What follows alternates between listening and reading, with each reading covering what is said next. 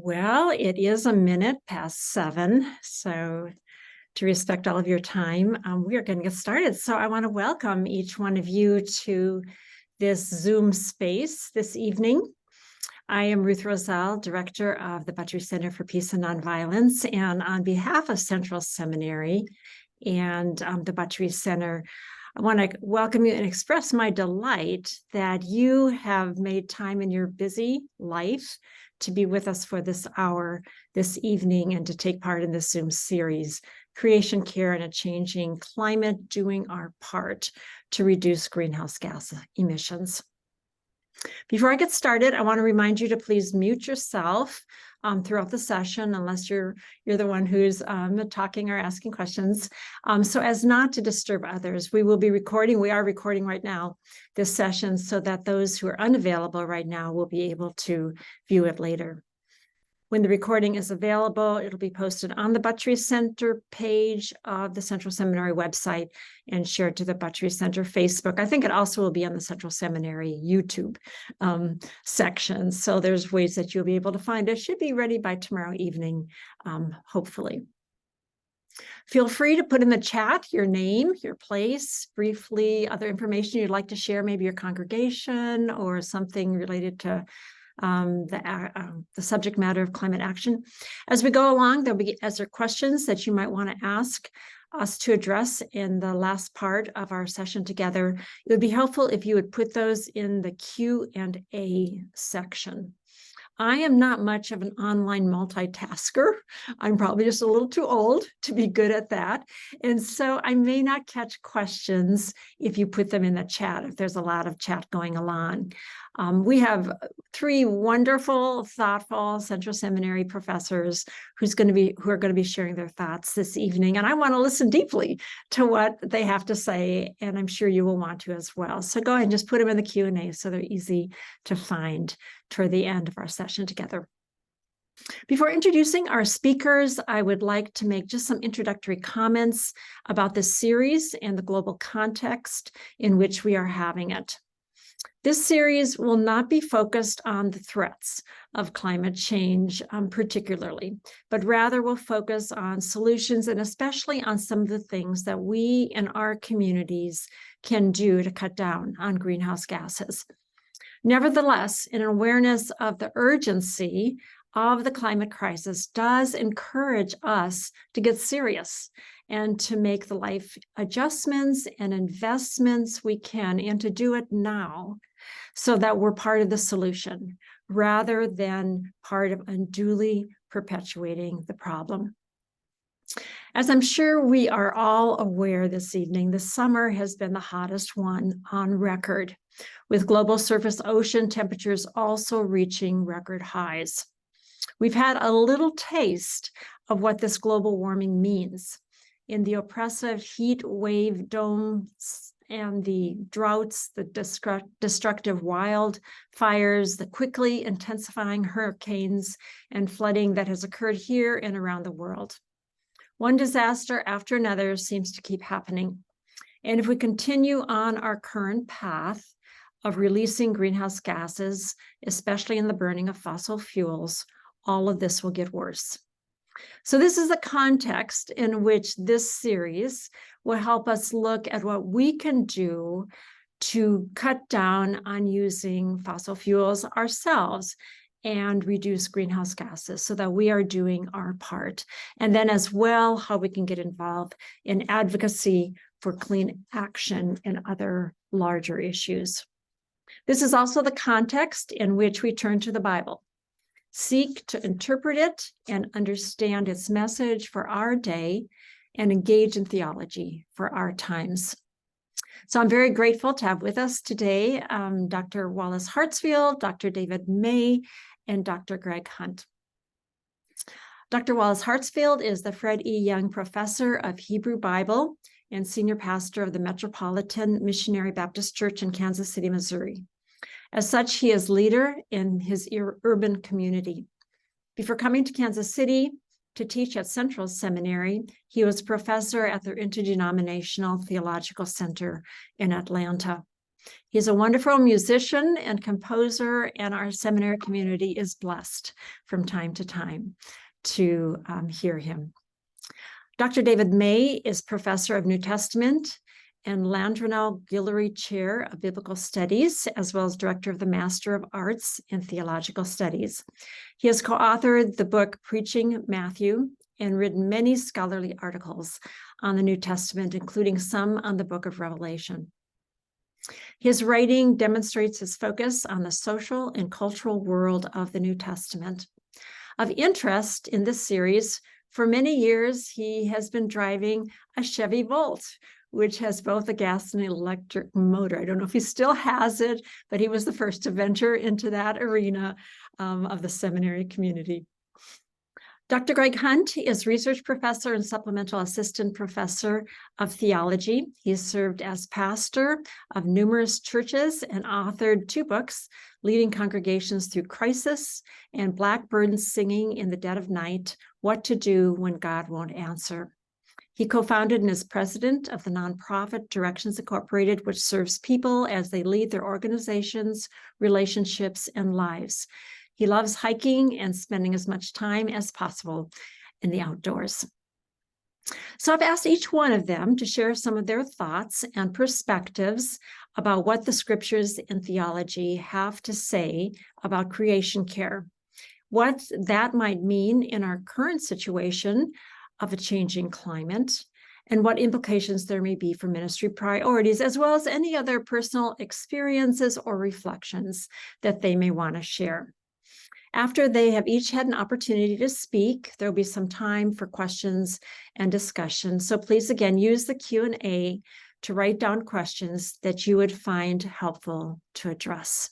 So again, I welcome you, and I turn this over to Dr. Wallace Hartsfield. Thank you, Dr. Roselle. Thank each of you for this opportunity to join with you in strategizing ways to counter unnecessary and threatening forms of climate change before us at present. And let me apologize on the outset. My voice is quite hoarse or whatever. I'll try to remain as clear as possible.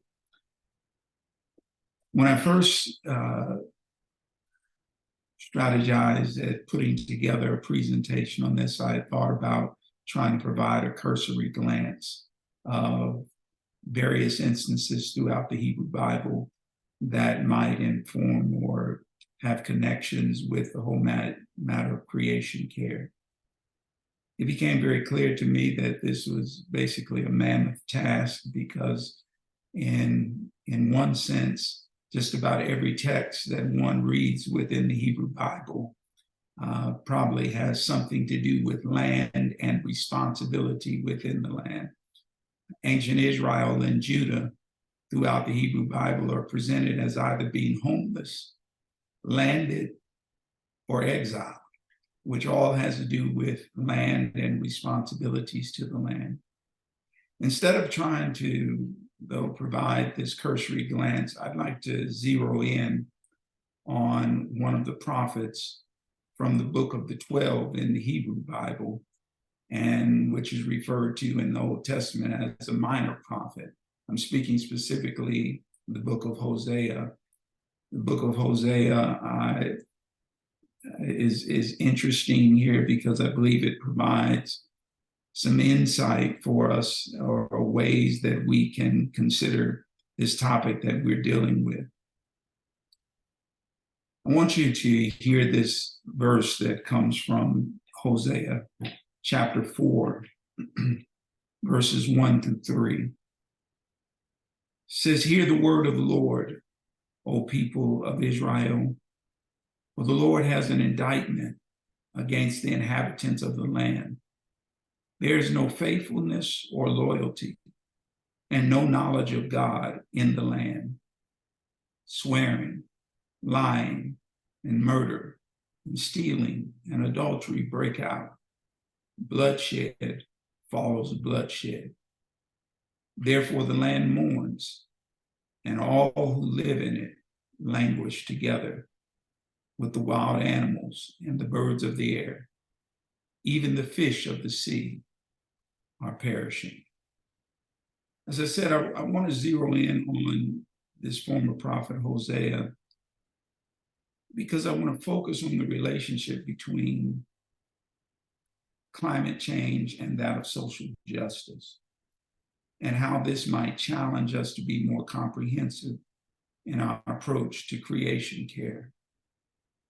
In this particular text in the book of Hosea here in verses 1-3 of chapter 4, we're presented with what is oftentimes referred to as a covenant lawsuit. This genre of prophetic speech is actually a particular form of the judgment speech. Basically, the judgment speech is composed of indictments and sentencing. There's generally two parts, sometimes of it. Other things may be added, but basically a judgment speech is made up of indictments and sentencing. However, when you talk about the covenant lawsuit, which is a type of judgment speech, where indictments are, instead of being just general indictments, the covenant lawsuit deals specifically with covenant indictments. Covenant matters that have been established between Yahweh and the people of Israel and Judah as it pertains to being specifically people of God. Well, when you look in Hosea chapter 4, verses 1-3, in verse 1, it opens like many judgment speeches. It's a summons. It calls persons to hear something, and you hear this, hear the word of the Lord. And who is this directed at? It's directed at the people of Israel. And what's happening is that they are being subpoenaed to listen to the indictments that God has against the people. You have that in verse 1a. In verse 1a, you will find that is, hear the word of the Lord, O people of Israel, for the Lord has indictments against you. So we begin with this summons, and then picking up in verse 1b, we have basically the actual indictments being put forward. And the indictments are threefold, or based upon some, they maintain it's twofold. If we see it as being threefold, here are the three indictments. First of all, there's no faithfulness. Second, there is no loyalty. And thirdly, there is no knowledge of God. Others read that as being the faithfulness and the loyalty are twin pillars of the covenant that then, when they are both corrupted, they result in people not knowing God, or the people being indicted of not knowing God. So we have few Hebrew terms here that are important for you to hear. Emet is what is oftentimes translated as faithfulness. It's more like truth or being foundational. And then when you have chesed is a particular type of love. It's a covenant loyalty. When there's a lack of emet and chesed, it results in the fact that there's no knowledge of God. So the people are being indicted of no faithfulness, no loyalty, no knowledge of God. As I said to you before, that judgment speeches tend to only be made up of the two parts of indictments and sentencing, but sometimes things will be added, and you have an addition here because in verse 2 of chapter 4, here the prophet moves beyond indicting and begins to give proofs of why there is no knowledge of God, why the people don't know God, how the prophet knows that the people don't know God. He says, here are the reasons why you don't know God.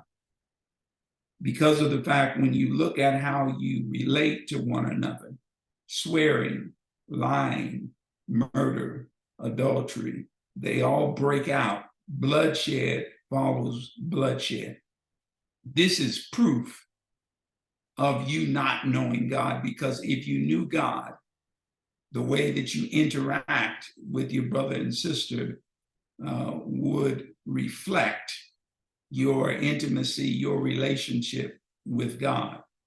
But in light of the fact that you are always engaging in this degrading behavior of one another is proof, right? Is proof that you don't know God, right? When you pick up in verse 3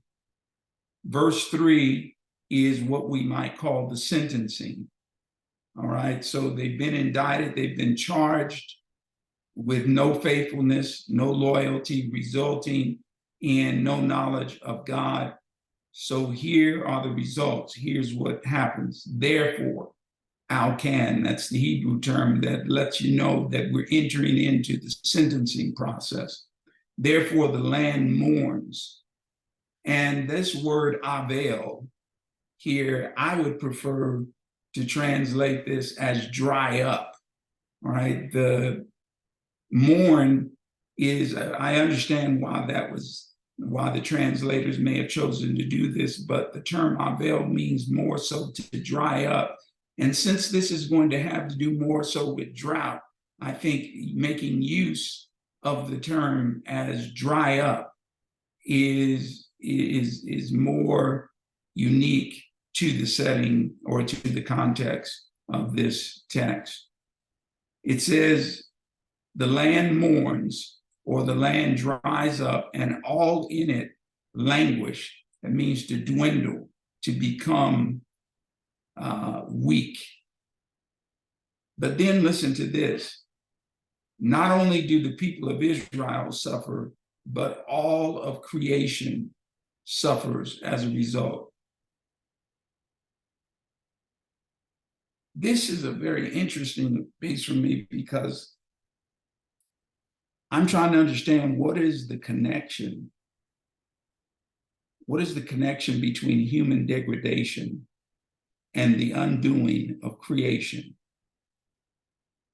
I think that might be something that we may want to reflect on and think about, because what this prophet wants to do is to make a direct connection between how we treat one another and the well-being of the creation as a whole. Now, I recognize that this probably sounds far-fetched. It doesn't seem like it has specifically to do with greenhouse gases and various other things that we talk about when we speak about the climate change.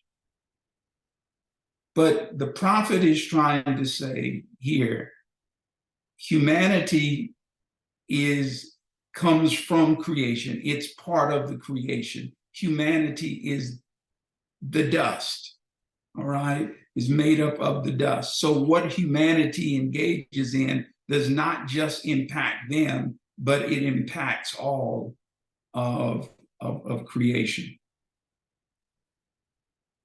I must admit that I'm a neophyte in understanding the issue of climate change. I have joined this struggle because of the dogged determination I have seen displayed by Dr. Roselle and Dr. Tech Sample around this issue. The main reason I am just recently coming on board is because I could not make the connections of this issue with the plights of distressed communities, of which I have been part of my entire life. I am, however, beginning to see more clearly the connections between climate change and social justice. What I'm coming to understand is climate justice. This issue provides an opportunity to move toward multicultural and, may I dare to say, multi-global movements that truly values all of creation. This movement does not have to go the way of other historical movements that have seen a few benefits at the expense of others. Disparities can be met head on. Costs can be possible for all.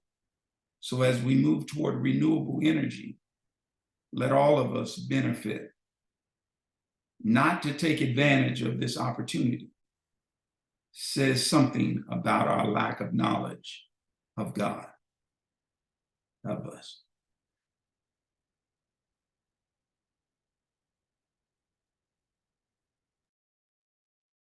I appreciate the opportunity to share tonight, and thank Dr. Roselle for getting together this forum for us to discuss from a biblical theological perspective ecological issues. And I appreciate the opportunity to be with my colleagues. I always enjoy sharing with them and learning from them. As I was thinking about this evening, I was trying to think of how to bring together the New Testament perspective on an ecological creation care trajectory. And with 27 books, I could have tried to synthesize, again, some of that thought, but I thought might be helpful just to focus in on one book and how that author speaks to the ecological, the creation care, and the insights that that one particular author gives. So out of the 27 books of the New Testament, this is the one that I think reveals the green New Testament, Revelation. Now, you're probably saying, now, wait a minute, Dr. May, not Revelation. I think that Revelation has a great deal to speak to us about creation, about care, about sin in relationship to creation. And it's so different than the way we typically approach Revelation. Revelation is often approached as a futuristic book, as a blueprint for what will be, and people use the category of rapture to try and understand it. And in this perspective, Earth is doomed, it's corrupt, it's a place to flee from. There's not a whole lot of sense of our care for the world on that perspective. Now, don't have time tonight to deconstruct and expose the falsity of rapture and that kind of perspective. That's a whole nother evening together for us to do that. Going to assume this assumption, though, that they have got it wrong, that actually Revelation does speak. This strange book of the New Testament can help us undergird a better working relationship with creation and with the world. It is the green book, I think, of the New Testament. Now, first of all, I do want to acknowledge the writer John is not an eco-theologian. He is not an Al Gore with a PowerPoint presentation. That's not what he's meaning to do. Although I will say that John does love visuals. And in his day, if PowerPoints had been available, he would have used them. John is not a Greenpeace advocate on the island of Patmos trying to rescue sea turtles. He's not doing that either. He's a person caught up in the very real world of the politics and power structures of his day. He was dealing with Rome in the last part of the first century. And Rome had created this incredible myth and propaganda about itself, and it perpetuated it through its buildings and its monuments and through its coinage. This myth of its power, and it is going to be here eternally, and it creates peace and victory. And John's writing against that. For those who might be seduced to be co-opted by the Roman Empire, and also writing to encourage those who might be coerced by force by the empire. But I think that John, around the edges and incidentally, does present us some information about the world of creation. So here's what I think he does and how he shares it for us. One of Revelation's theological foundations for ecological Christians like ourselves is that this book is totally focused around God. Theological terms, we would say it's theocentric. And there's a great image that captures that in the 4th chapter. The 4th chapter has this description of God. John is taken up in the Spirit to be given a whole new perspective of the world and of heaven.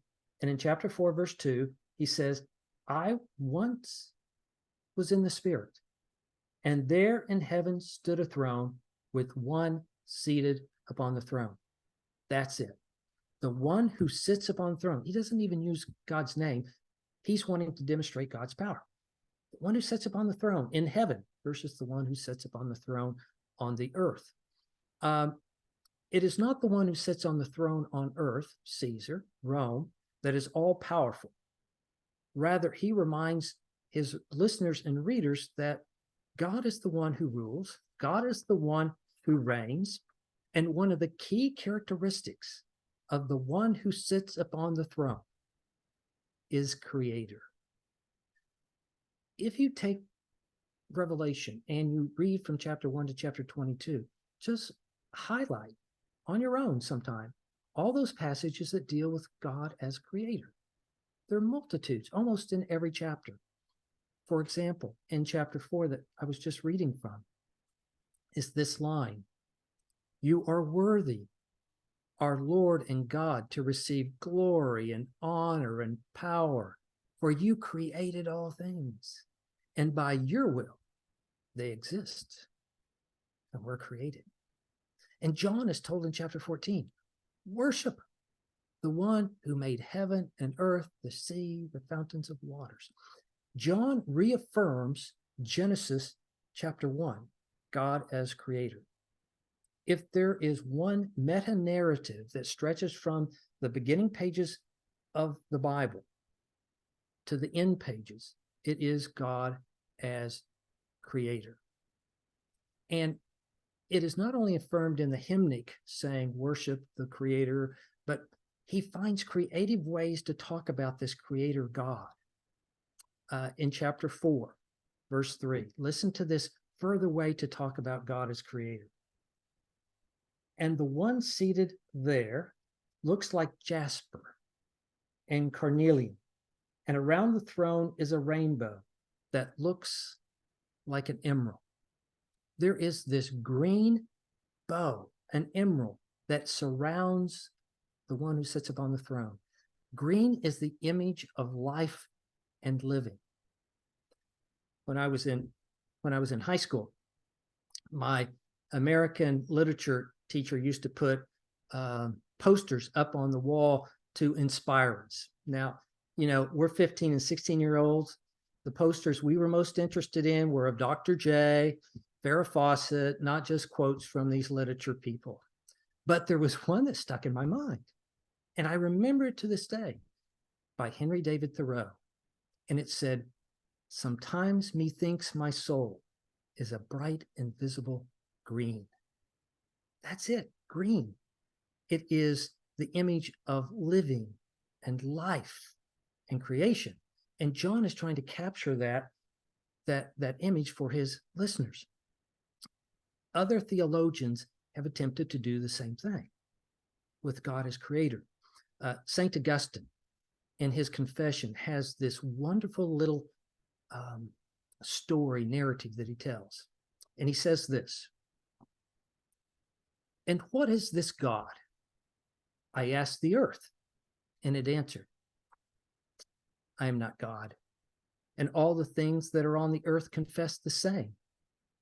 I asked the sea and the deep, and the creeping things with living souls, and they replied, we are not your God. I asked the blowing breeze and the universal air with all its inhabitants.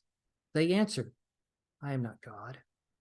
I asked the heavens, the sun, the moon, the stars, and no, they said, we are not God for whom you are looking. And I said to all those things which stand about the gates of my senses, tell me something about my God. You who are not God, tell me something about God. And they cried in a loud voice, He made us. He made us. Creation care, ecological theology, it is grounded in this foundation of God as creator, and that creation is good. And lots of people can do good things for creation, but for Christians, there is a reason that we're doing it. It starts with God. And as my colleague, Dr. Hartsfield said, it's then how we treat others and move to others. So if we start with that, then what are the sins against creation? Does Revelation speak to what are the sins against creation? There is a wonderful book published by a theologian by the name of Marjorie Suhaki. It's called The Fall to Violence. And she suggests that the root sin of humanity is not pride. Oftentimes, if you say, what is the foundational sin for us? People say, it's pride. She says, it's not pride. It's not hubris. It's violence. She defines sin this way: the violence of rebellion against creation. Sin is unnecessary violence against any aspect of existence, whether through acts or intention, whether consciously chosen or otherwise. Sin is the violation of creation. Therefore, a rebellion against creation's well-being, insofar as creation involves God as creator, is sin against God. In Revelation, we see this violence. It is violence grounded and rooted in arrogance, lived out in dominance and exploitation. In the 18th chapter of Revelation, we are introduced to this individual that is often described as a harlot. And she describes herself, however, in a different way. She says, I am a queen. I'm king, I'm queen. What it says is, I am sovereign over everything I have. This is the possessive I, the idea of wanting to possess. And it's filled in Revelation, where you see these images. In chapter 18, there's this really wonderful line. It talks about how the merchants of earth are very upset because Babylon, Rome, is falling. And as it falls, the merchants are so upset, they cry out, the fruit for which your soul longed has gone from you, and your dainties and your splendors are lost. The dainties and splendors, that word for dainty, it's a funny little word that we're familiar with. If you've ever had a cholesterol test, it's the word lipid. It's fat. All the fats that Rome brought in and exploited, they're gone. They've been destroyed. But that's what Rome does. It had a possessive eye. It wanted things. It pulled things in. And what are examples of the exploitation that Rome did? Let me give you a little example. Again, from Revelation. It's a small one. In fact, we would jump over it and not even pay attention to it. But God's in the details. In chapter 17, this woman is described as being clothed in purple and scarlet. Purple. Purple comes from a little sea creature, a little snail. It produces very deep purple. To get the purple of 14 grams, you have to kill 12,000 snails. It's a little thing, but you snap out and exploit creation just to have wonderful color on your clothes of 12,000 lives. Or how about this list of exploitation of creation? I can't think of a better or perhaps a worse list that we find in chapter 18, verse 11. This again are the merchants who are mourning because Babylon and its seductive, possessive eye has fallen. The merchants of the earth weep and mourn for her. No one buys their cargo anymore. Listen to the cargo, the things they exploited from the earth: gold, silver, jewels, pearls, fine linens, purple, silks, scarves, all kinds of scented woods, all articles of ivory, all articles of costly wood, bronze, iron, marble, cinnamon, spice, incense, myrrh, frankincense, wine, olive oil, flour, wheat, cattle, sheep, horses, chariots, slaves. It's just a list of the kinds of exploitations that they have. Notice that one of those exploitations was costly wood.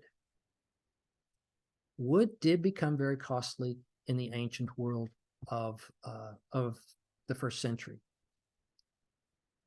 While we deal with fossil fuels today, in the ancient world, there were no fossil fuels. Imagine living in a world, no fossil fuels. What they do? All wood. Buildings, heating, cooking, making bricks, making glass, silver mines, all used wood. The army of Rome would often burn entire forests to rid them of enemies. They would cut down wood to heat their baths. One statistic was estimated that sometimes a large villa, a large home that had a central heating system, that in 1 year, they would use over 2 million pounds of wood. Some people have suggested that it was actually the deforestation of the Roman Empire that caused it to fall and collapse. They were creating, Rome, their own destruction in their day and age. One more little piece from Revelation, I think, helps us create a theology of ecology out of it. There are 7 blessings in Revelation. 7's a great number in Revelation. 7 seals, 7 thunders, 7's just the number. Well, there are 7 blessings. One of the blessings is this: blessed are the dead who from now on die in the Lord. Yes, says the Spirit, they rest from their labors, for their deeds follow them. What one practices, praxis, it goes with you after death. According to Revelation, when the books are opened in the book of life, the dead are judged according to their works, as recorded in the book. Actions matter for Revelation, they matter for creation. So what kind of actions does Revelation suggest we have? I don't like to throw around Greek words unless they're really an important Greek word. This is an important one. This is one to impress on your mind. Hupomone. That word is used repeatedly through Revelation. What does it mean? You can translate it as resist. Resist.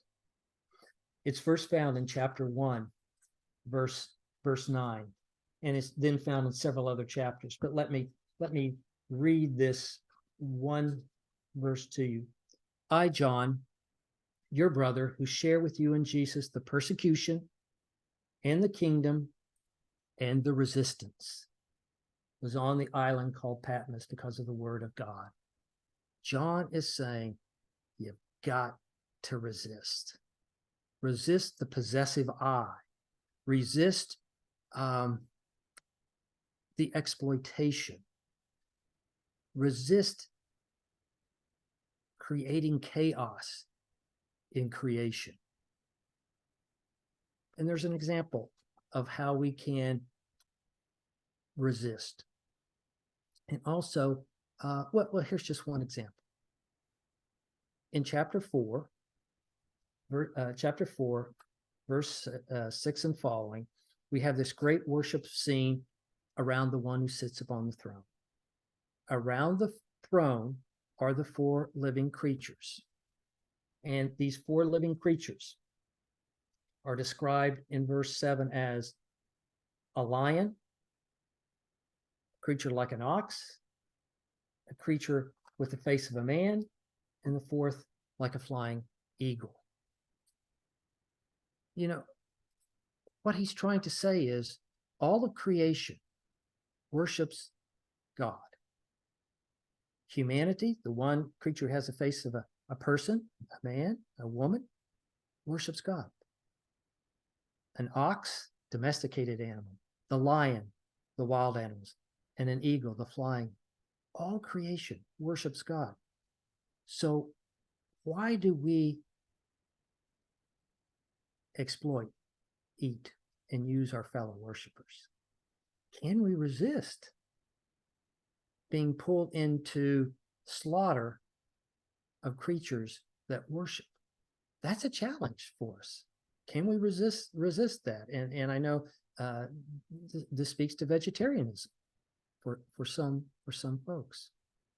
Well, let me end with just two images quickly here.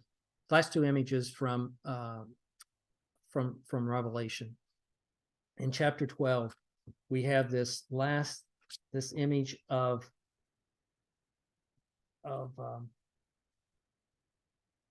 in chapter 12, we have this image of this war that has broken out. And here it is in chapter 12, verse 13. The dragon saw he had been thrown down to earth. He pursued this woman who had been given birth to a male child, but the woman was given 2 wings of an eagle so that she could fly from the serpent into the wilderness. Then from the mouth of the serpent poured water like a river after the woman to sweep her away with the flood. Now, there's lots of imagery, things going on here, but get this image. A woman has been preserved with her child. This dragon is not a fire-breathing dragon, is a water-breathing dragon, ready to try and capture this woman, destroy her. And here's what happens. But the earth came to the help of the woman.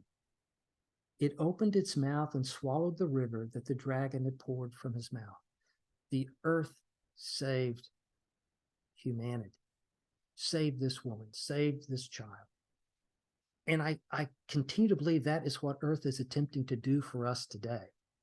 It is continuing to open its mouth. Everything we throw at it, into the air, into the ocean, it is trying to take it in and to purify it, but we're killing the earth.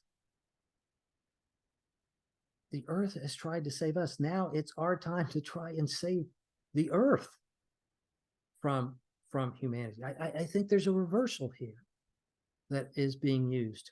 The last image is the image I think you're familiar with from Revelation, and that is at the very end, we have this picture of paradise with the river of the water of life and the tree of life. Both of these images are conveying life. And this is not just life in the good old by and by. I think he's speaking about life in the here and now. Again, back to Henry David Thoreau, he said, heaven is under our feet. It's not just in the sweet by and by.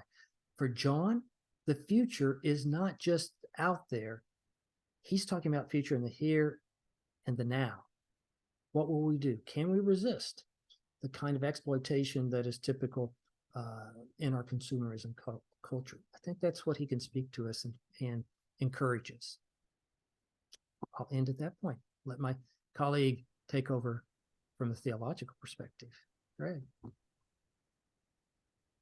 Thanks, Dr. Hartsfield and Dr. May, for your perspectives, biblical perspectives. Obviously, when we turn toward theological reflection from our confessional standpoint, Scripture is integral to our perspectives.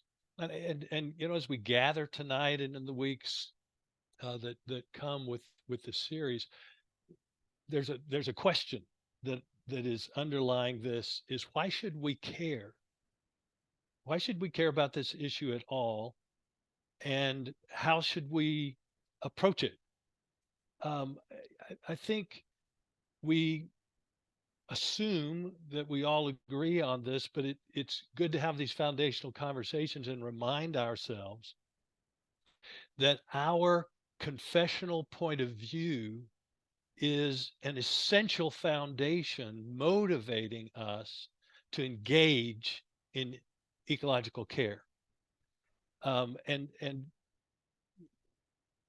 probably everybody here tonight has been involved in some theological studies. So, you're used to $25 words like orthodoxy and orthopraxy.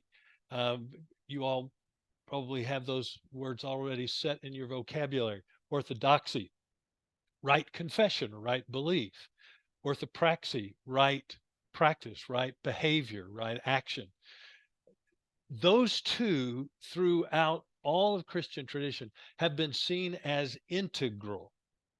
And one may take the lead, but both become involved. And so with the little bit of time I have tonight, I want to step back, acquaint us with a particular theological narrative, a way of making meaning that is biblically responsible, theologically informed, to understand how it then impacts our desire to be engaged in this issue. One last thing before I pull up a PowerPoint. Um, I think every one of us here is not only interested in our personal actions to be responsible, but we also see ourselves as people of influence. We are touching other people's lives, whether we're in pastoral ministry or just good neighbors and citizens in our town.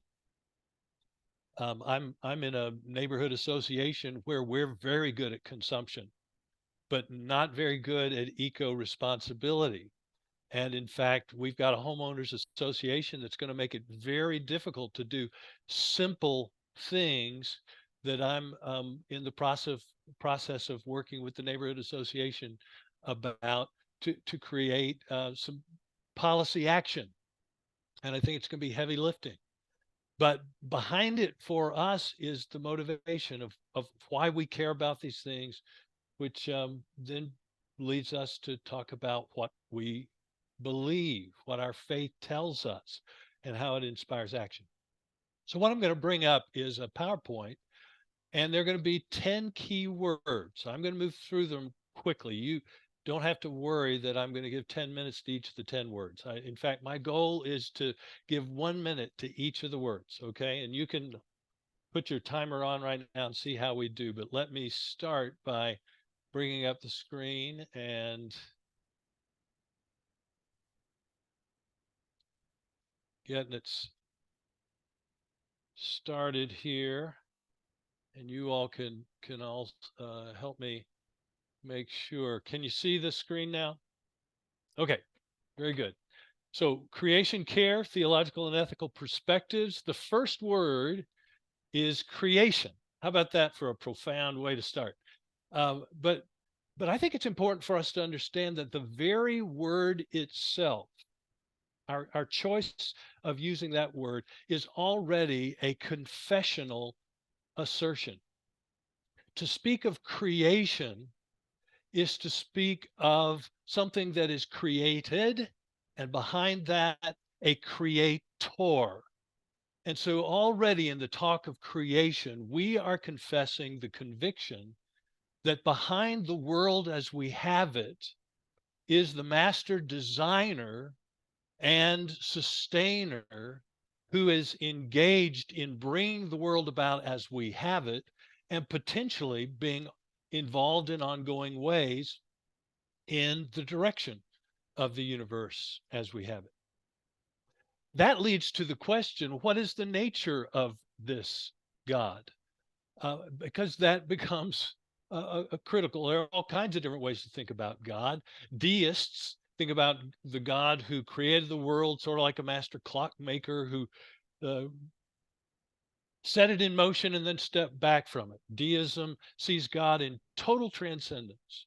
Then we have pantheists. Pantheists are those who really equate the world and God, so that God is really just expressed within the world and it's all immanence.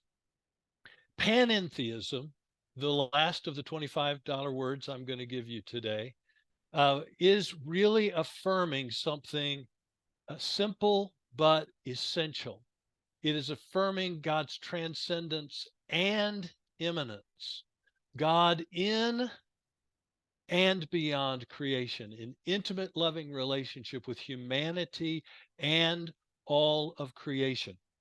And I won't do a biblical recitation, but the biblical witness is full of the reminders of both God's transcendence and immanence. God is intimately involved in the world, and there are biblical images that speak of God giving birth to creation. And in Romans, where Paul talks about the groanings of creation, it's the groanings of childbirth. So something of an ongoing creative process with God giving birth out of God's own self, giving birth to creation. And in other images, God as midwife, all provide this wonderful understanding of God as something other than the deist or the pantheist versions, but God in and beyond, transcendent and immanent, intimately caring about it. We've already heard some of these ideas stated, and one of the ones that came out in what's already been shared is the idea that creation is good. And God saw everything that God had made, and behold, it was very good. That refrain in one form or another is repeated multiple times in the chapter 1 of Genesis creation story. Usually he sees it, God sees it and it's good, but in the last occasion, God sees it and says it's very good. Again, please don't underestimate the significance of this. I have a brother who is a part of a Christian community who thinks that the world is destined toward ultimate destruction. And the consequence of that interpretation of biblical faith is to basically not care about what you're doing with the world as we have it, because ultimately it's going to be wiped clean. It's going to be caught up in a fiery conflagration. And therefore they're concerned, the congregation my brother's a part of, very, very concerned about just getting people saved, get them on the lifeboat that gets them to heaven before the ultimate destruction takes place. That biblical narrative has to be contested with a biblical narrative that affirms the beauty, the wonder, the goodness of the world as God created it. And furthermore, the goodness of creation that God invites us to participate in for its fulfillment. And it's a reminder that the biblical perspective accents the webbed nature of all of creation. And Christianity historically has forgotten this to the degree that we have historically been co-conspirators in the difficulties of our ecological circumstances. The Christian point of view has in some ways led to the exploitation of creation and the sense that the world was created for our benefit. The world the tendency is for evangelical Christianity to see the created world as a kind of painted backdrop on the central action of history. And the central action of history is for humanity and God, and the ultimate destiny of history has to do with humanity's destiny.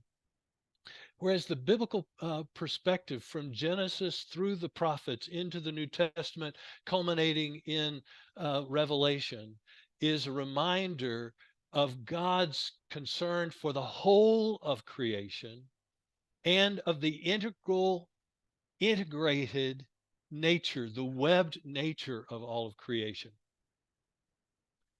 What happens to one piece of it affects the whole. And we are responsible for that. The next word is unfinished. If we look at the biblical witness about creation, we don't see the perspective of God creating the world and completing it so that it was finished and nothing else needed to be done other than Adam and Eve and offspring just needed to tend to it and be responsible and enjoy what had already been finished.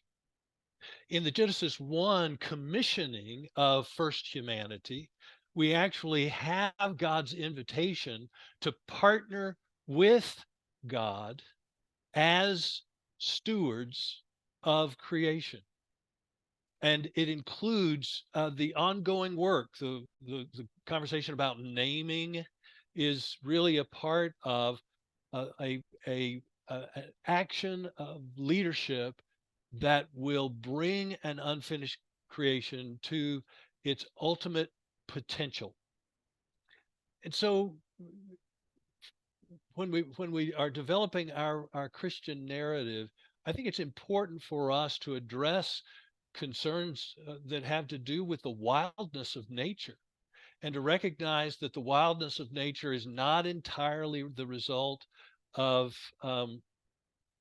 humanity's contributions to the devastations of the world. There are natural phenomena, fire and floods and storms, hurricanes, tornadoes, those things that remind us constantly of wildness. And to understand our stewardship as an invitation from God to be engaged in a work to bring creation toward the ultimate end. And the fall, sin, the introduction of sin that we talk about in Christian circles is not a fall from perfection to imperfection, but from innocence to guilt. And the difference between those two is essential. The creation wasn't perfect, it is being perfected. And the groanings of this birthing process is one we're invited to participate in as stewards. Stewardship is the proper way to understand Genesis 1:28. God blessed them. God said to them, be fruitful, multiply, fill the earth, subdue it, have dominion over the fish of the sea, over the birds of the air, over everything that moves upon the earth. But what has happened in the faith tradition is that the word dominion has led to a theology of dominating, coercion, and oppressive exploitation. And rightfully so.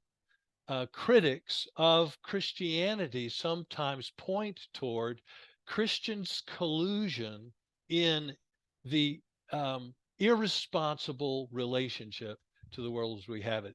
If we can help our people better understand that this invitation from God, starting right in Genesis 1, is actually an invitation to a servant-hearted stewardship in keeping with the character of the loving, self-giving God who gives birth and nurtures creation, we're in a much better position to develop right action.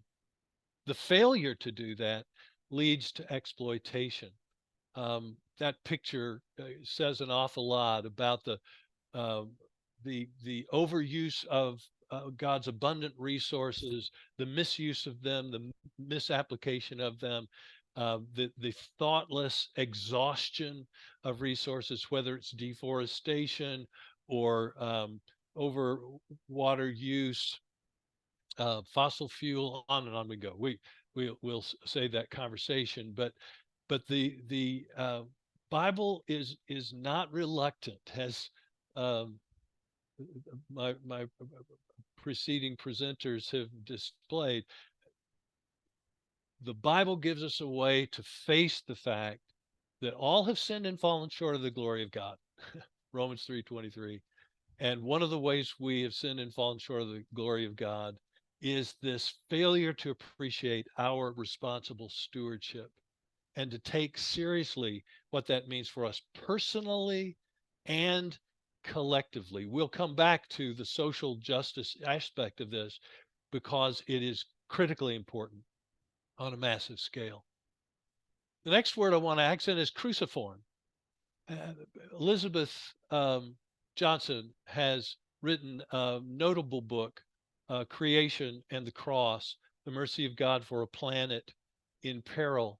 And she, among other theologians, has done a wonderful job of helping us more deeply appreciate the character of God and how the character of God comes into play in the life and death and resurrection of Jesus, and how essential that is for our understanding of the triune God and of our in the invitation that comes from God for us to participate in the oneness of this communal, um, uh, this three-person community of love, and to participate in a way that nourishes and draws all of creation into the possibilities of this wonderful oneness that starts with Genesis 1 and carries on as a theme to the very end.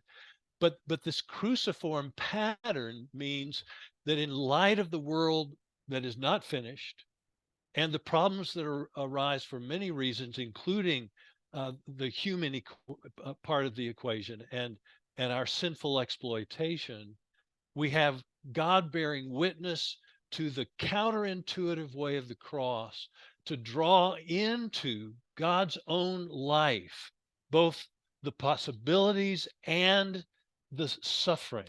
Uh, the arc of recreation is a display of God's solidarity and grace. The whole of creation in its life and death, suffering and joy is swept up by and in God, therefore giving a profound meaning for our conversation on the ecology question uh, as cross and resurrection come into play, and our participation as people who suffer toward the resurrection redemption possibilities of our partnership with God as stewards, which leads then to the word hope. And it is a reverberating pattern that isn't supported sometimes by all the evidence we see on a day-to-day basis.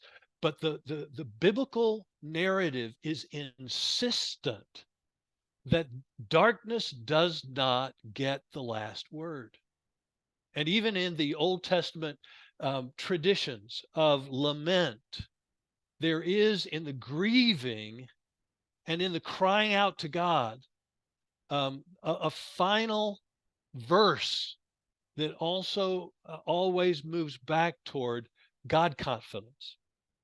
And our hope, from a biblical perspective, is a hope that is based not on optimism, our belief that things will automatically get better, but instead it is rooted in a confidence, a stubborn confession that God is the ultimately righteous God. Righteous in prophetic terms is the synonym of justice. And that justice, that righteousness is demonstrated in God fulfilling God's covenant promises. God will do what God says God will do. And God says God will bring shalom to the world. This painting by Rousseau is a painting that attempts to depict that ultimate possibility of the flourishing of all of creation, and the biblical witness through the prophets, through the laments, through the life, death, and resurrection of Jesus into the Christian era and on toward the horizon of ultimate possibilities is declared in the confessions of the Johannine community in the book of Revelation, is of that final picture of a flourishing creation. And our invitation, because of that, is not to engage these issues with an angry kind of anxiety, but with a rock solid confidence of the power of God. And we are invited now to already experience this life God offers, the possibilities. So in a sense, for us as Christians, as we engage the ecological issues, we are responding to the invitation of God to receive and enter into the already not yet, and to live into the shalom in the practices of our life, and to invite others to join us, and to stand in resistance, to use a word that's already come up tonight, against the forces that undermine what God is actively doing. We're not responsible for the ultimate outcome that lies in the power of God, but we are invited to participate as those who trust God's covenant promise and give our lives to the cruciform way for the ultimate possibilities, so that we in our own suffering serve creation toward its ultimate possibilities. And that leads to my final words: eco-justice. Because if we are living into these possibilities rooted in a centered faith of love, then we will care for all of creation. We will recognize how the vulnerable are impacted by these issues.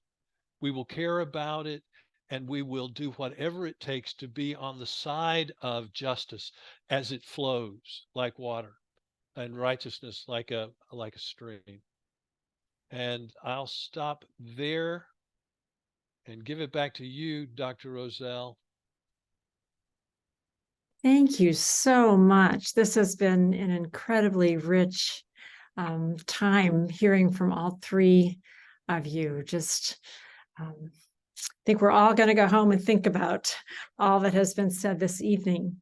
There is no questions in the Q&A, and maybe that's good, because actually we're out of time. So my guess is that we were just listening carefully and have a lot to think about, and I'm just so grateful to each one of you, Dr. Hartsfield, Dr. May, and Dr. Hunt, for the time that you've spent with us. It has been rich. We're thankful for your thoughtful reflections about this issue. Engaging, as you've kind of said here, engaging in climate action takes significant will to overcome inertia. To overcome just doing what we've always done. And for people of faith, this often means drawing on our faith and our faith traditions to have our hearts touched with spiritual energy and moral urgency. And you have helped to do that tonight for us. So I'm very thankful to each of you for being here tonight. I'm also thankful to all of you who have been present and participating in this session together, that you've taken the time out. I do want to remind you that in 2 weeks, same time, same place, on October the 4th, again at 7 p.m., we'll have a second session in this series focusing on the topic of how to engage in advocacy for clean energy, and in particular wind and solar energy. Our presenter will be Dorothy Barnett, who is Executive Director of the Climate and Energy Project here in Kansas. I have learned a great deal about the importance of engaging in advocacy for clean energy at the local level, and how to go about doing that from Dorothy. And so I'm quite eager to be able to have her be with us and share with you some of her knowledge and expertise. So I do hope you'll Zoom it in again in a couple weeks and join us. But for now, again, thank you to our presenters, and to each one of you. Goodbye and good night.